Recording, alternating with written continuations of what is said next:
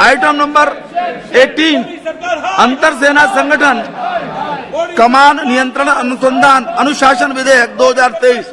माननीय मंत्री जी। सभापति महोदय, हमारे साथ ठीक सामने यहाँ पर शोर शराबा हो रहा है। यदि आपकी इजाजत हो तो मैं पीछे जाकर प्लीज सर, प्लीज। ऐसी स्थिति में मेरे द्वारा विचार करना यह संभव नहीं है सभापति महोदय। मैं आपकी इजाजत चाहता हूँ। ऐसी स्थिति में मैं यहाँ से नहीं बोल सकता, इसलिए आपकी मैं परमिशन चाहता हूँ ताकि मैं पीछे जाकर अपने विचार। जी जी जी, थैंक यू।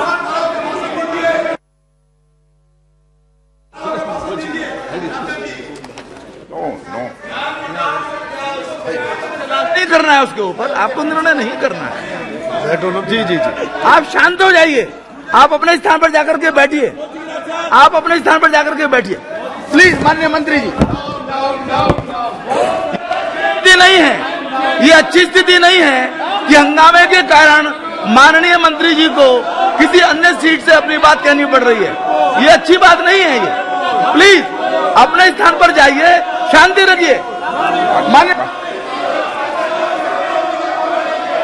माननीय सभापति महोदय, मैं आपकी अनुमति से inter services organisation command and control and discipline bill 2023 पर विचार किए जाने का मैं प्रस्ताव करता हूं। इसी के साथ ही माननीय सभापति महोदय, मैं अपने कुछ विचार भी इस संबंध में व्यक्त करना चाहता हूं कि हमारे प्रधानमंत्री श्री नरेंद्र मोदी जी के नेतृत्व में सरकार लगातार नए नए रिफॉर्म्स के माध्यम से राष्ट्र को सशक्त बनाने की कोशिश कर रही है और सारा देश जानता है कि पिछले कुछ वर्षों में सरकार ने लगभग हर क्षेत्र में नई नई पहलें की हैं। पुराने अनेक कानूनों को जहां हमने समाप्त किया है, वहीं पर जहां जरूरत पड़ी है पुराने जो नियम और कानून रहे हैं, उन नियम और कानूनों में हमने संशोधन भी किया है। लोकसभा में पेश किया गया inter services organisation command and control and discipline bill 2023 भी उसी कड़ी में एक यह बहुत ही इंपॉर्टेंट बिल है। सभापति महोदय, यह बिल दो महत्वपूर्ण मकसदों को एक साथ पूरा करता है। यह हमारी आर्म्ड फोर्सेस के तीनों अंगों के बीच इंटीग्रेशन तथा ज्वाइंटनेस की दिशा में बढ़ाया गया एक बहुत ही महत्वपूर्ण कदम है, जिससे वे भविष्य की चुनौतियों का एकजुट और एकीकृत तरीके से मुकाबला कर सकें। यह एक ऐसा वातावरण बनाने में निश्चित रूप से हमारी यह मदद करेगा जो हमारे इंटर सर्विसेज ऑर्गेनाइजेशन में अनुशासन को मजबूत करेगा। मैं इन दोनों महत्वपूर्ण पहलुओं पर माननीय सदस्यों का ध्यान आकर्षित करना चाहूंगा। सभापति महोदय, यह सर्वविदित है, अनुशासन यह सेना की आत्मा होती है। यह उनके चरित्र और संकल्प को भी मजबूत करता है। यह आत्मविश्वास को बढ़ावा देने के साथ साथ एक यूनिट या इस्टेब्लिशमेंट के सैनिकों को एकजुट करने में भी मदद करता है। सभापति महोदय, इसलिए कभी किसी परिस्थिति में अनुशासनहीनता का कोई मामला सामने आता है तो उसके बारे में निर्णय जल्द से जल्द या आवश्यक हो जाता है। Inter services organisation command control and discipline bill 2023 किसी इंटर सर्विसेज ऑर्गेनाइजेशन में डिसिप्लिन बनाए रखने के लिए त्वरित कार्रवाई किए जाने का एक प्राविधान करता है।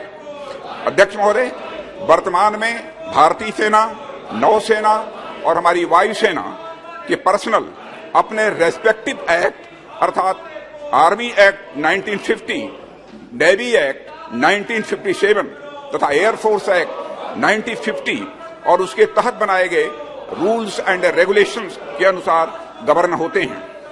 सभापति महोदय, जिस समय ये कानून बने थे उस समय अधिकांश सर्विस ऑर्गेनाइजेशंस में पर्सनल्स सेना के एक ही अंग से होते थे।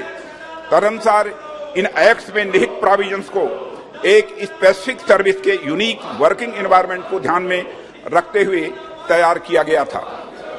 परिणाम स्वरूप इन एक्ट्स के तहत कमांडर इन चीफ या ऑफिसर इन कमांड अपनी डिसिप्लिनरी और एडमिनिस्ट्रेटिव पावर्स का प्रयोग अपनी ही सर्विस के पर्सनल पर कर सकते हैं। उन्हें दूसरी सर्विसेज से संबंधित पर्सनल जो उनके संगठन में कार्य कर रहे हैं पर डिसिप्लिनरी और एडमिनिस्ट्रेटिव पावर्स का प्रयोग करने का अधिकार नहीं है। सभापति महोदय, इन प्रोविजंस के कारण एक विशेष स्थिति तब उत्पन्न होती है जब विभिन्न सर्विसेज के पर्सनल किसी इंसिडेंट में इन्वॉल्व होते हैं और उन पर डिसिप्लिनरी और एडमिनिस्ट्रेटिव एक्शन के लिए इंटर सर्विसेज ऑर्गेनाइजेशंस में कार्यरत पर्सनल को उनके पेरेंट सर्विस यूनिट्स में वापस भेजने की आवश्यकता पड़ जाती है। इसमें न केवल अधिक समय लगता है बल्कि पर्सनल की आवाजाही के कारण धन भी व्यय होता है और उनको न्याय मिलने में भी स्वाभाविक रूप से देर होती है।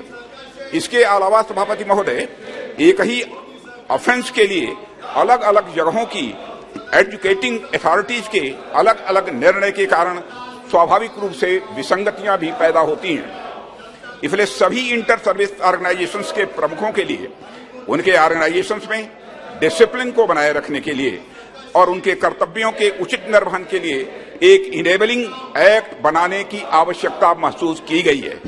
तदनुसार आर्मी, नेवी और एयरफोर्स से इनपुट्स लेकर ministry of law and justice के परामर्श से inter services organisation command, control and discipline bill 2023 को ड्राफ्ट करने के लिए एक कमेटी गठित की थी हम लोगों ने। संयुक्त रूप से या एकजुट होकर कार्य करने के लिए इंटीग्रेशन की यह आवश्यकता स्वाभाविक रूप से पड़ती ही पड़ती है और ज्वाइंटनेस को प्रमोट करने के लिए जो भावना होनी चाहिए, मैं विश्वास के साथ कह सकता हूं, वह भावना इस बिल में निहित है।